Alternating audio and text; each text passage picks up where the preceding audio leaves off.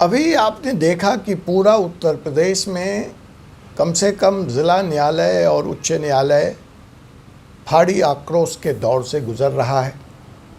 महीनों से ऊपर हो चुके हैं, वकील काम पर वापस लौटने को तैयार नहीं। मामला हापुड़ के छोटी सी घटना से शुरू होता है और वह फैलता हुआ आज पूरे प्रदेश को और पूरे राष्ट्र को अपने में समाहित कर लेता है। घटना क्या थी? एक महिला वकील अपने पिताजी के साथ कहीं जा रही थी। ऐसा उस महिला वकील का आरोप है कि एक पुलिस वाला उसके साथ बदतमीजी करता है, उसको घूरता है और महिला वकील उसका विरोध करती है। वहाँ से दोनों के बीच में बहस शुरू होती है और वह पुलिस वाला उस महिला वकील और उसके वृद्ध पिता को ज़बरन थाने ले आता है और वहाँ लाकर न सिर्फ उसे प्रताड़ित करता है बल्कि एक पक्षीय कार्रवाई करते हुए एफआईआर दर्ज कर देता है। एफआईआर भी दर्ज हो गई। कोई अपराधी तो थी नहीं, नॉन क्रिमिनल तो थी नहीं, कोई ऐसी आफत क्या आ रही थी। आनन फानन में 100 से भी ज़्यादा पुलिस वालों का दल उस महिला अधिवक्ता के घर पे धावा बोल देता है और उसके पिताजी को, उसके बुजुर्ग पिताजी को थाने लाकर बेइज्जत करता है। स्वाभाविक है, वकीलों का आक्रोश बढ़ता है।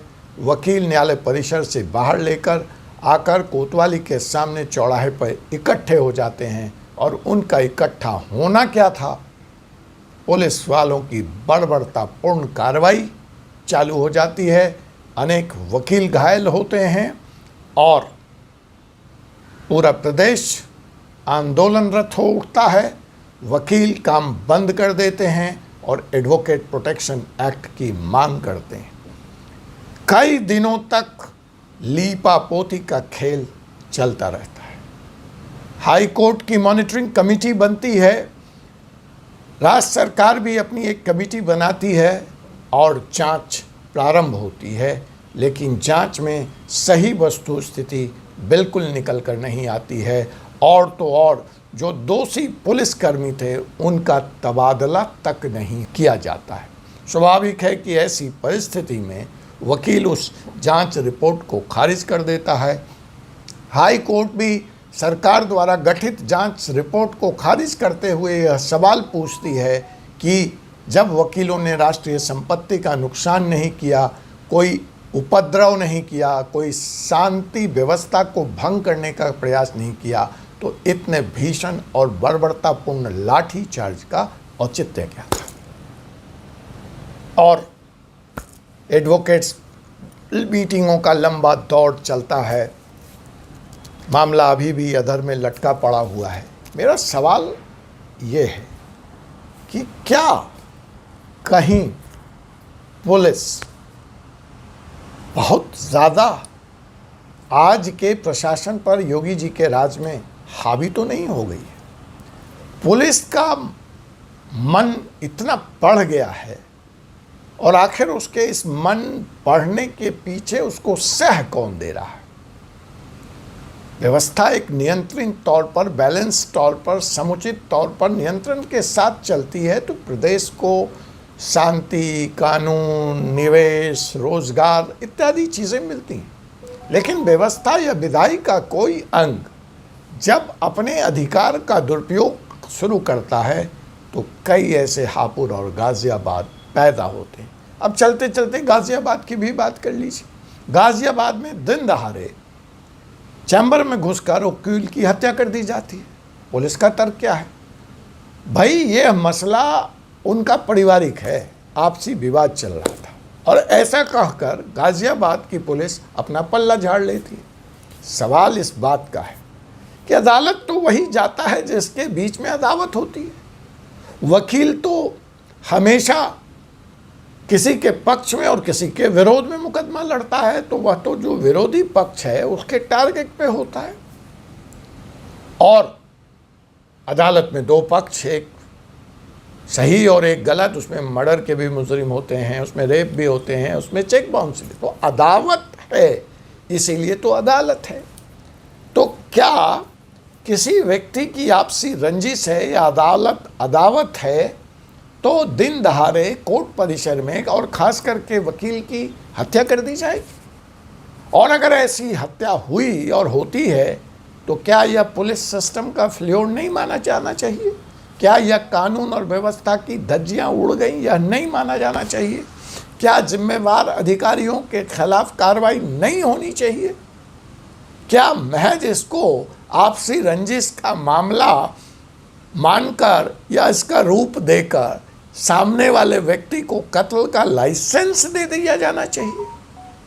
ये चंद सवाल हैं जो उत्तर प्रदेश की जनता आज अपने सरकार से, अपने रहनुमा योगी बाबा से पूछना चाहती है। देखिए, पिछले दिनों एक और घटना हुई, मुझे नहीं मालूम यह सच है या नहीं, लेकिन मेरा अपना आकलन है कि ऐसा लगता है कि पुलिस इस वक्त उत्तर प्रदेश में ज़बरदस्त तौर पर हावी है। इतनी बड़ी घटना होने के बावजूद एक सीओ स्तर के अधिकारी का तबादला नहीं होता है उस थाने से, वो वहीं मौजूद रहता है। उसको हटवाने के लिए उसका कार्रवाई तो छोड़िए, दोषी पुलिस कर्मियों के खिलाफ तबादला तक की कार्रवाई नहीं होती है। तो इससे यह समझ में आता है कि यह जो पुलिस महकमा है फिलहाल क्या राज्य को चला रहा है। इसमें जो सत्ता के जो दूसरे अंग हैं, विधायी अर्थात चुने हुए निर्वाचित प्रतिनिधि, मंत्री, आईएएस, जुडिशियल सिस्टम, सब के सब गौन हो गए। एकमात्र उत्तर प्रदेश पुलिस राज्य की तरफ बढ़ चला है।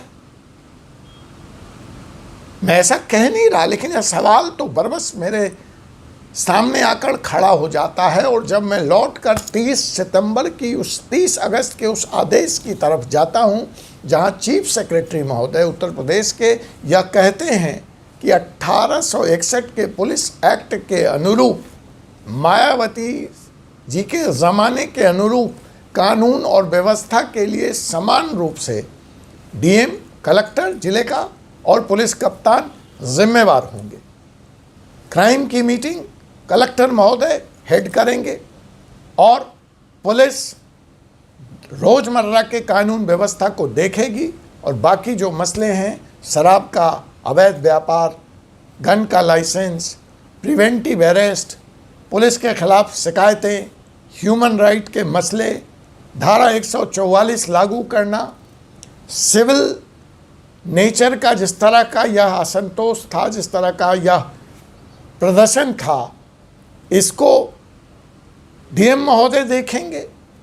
इसमें पुलिस की कोई का ज़रूरत नहीं होगा। ऐसा एक आदेश जब चीफ सेक्रेटरी महोदय 30 अगस्त को इसी साल 2023 में जारी करते हैं तो पुलिस के दबाव के तहत वह आदेश 24 घंटे के अंदर अंदर कूड़े के ढेर में पाया जाता है। 2017 में भी जब ऐसा एक प्रयास उस समय के चीफ सेक्रेटरी महोदय मिस्टर अरविंद कुमार ने किया था तो पुलिस के दबाव के तहत वह आदेश भी वापस ले लिया गया था। तो हापुड़ की इस घटना, गाजियाबाद की इस घटना, पुलिस अतिरेक की राज्य से के अन्य जिलों से आने वाली घटना और चीफ सेक्रेटरी महोदय के इस आदेश का रद्द होना कहीं न कहीं यह सवाल पैदा करता है कि उत्तर प्रदेश में फिलहाल पुलिस राज कायम है और पुलिस किसी के नियंत्रण से बाहर है, अपने अतिरेक और मनमानी करने के लिए स्वतंत्र है।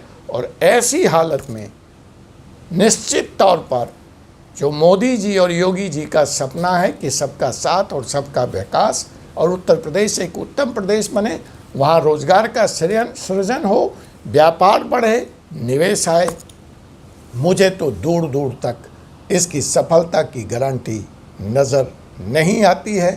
तो यह समय है कि उत्तर प्रदेश उच्च न्यायालय, सीएम सेक्रेटेरिएट, प्रदेश के चुने हुए प्रतिनिधि और चीफ सेक्रेटरी महोदय और आईएएस बैठकर गहन विचार करें और 1861 के पुलिस एक्ट को यथारूप शीघ्र से शीघ्र लागू करें ताकि पुलिस के इस अतिरेक को रोका जा सके।